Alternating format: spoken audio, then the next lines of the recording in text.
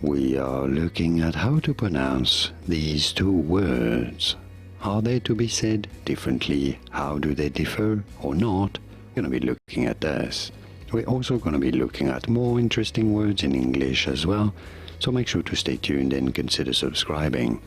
To answer the main question here, those two words are to be said exactly the same way. They are homophones, even though they have very different meanings. The one at the top designates something that is in reality, that is true. It is to be said real, real.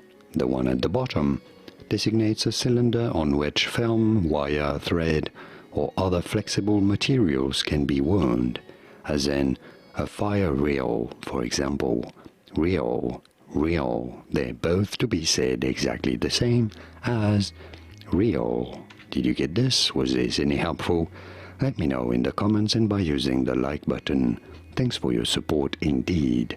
Here are more videos on how to pronounce more interesting words and homophones in English whose pronunciations aren't exactly always obvious. I'll see you there to learn more. Thanks for watching.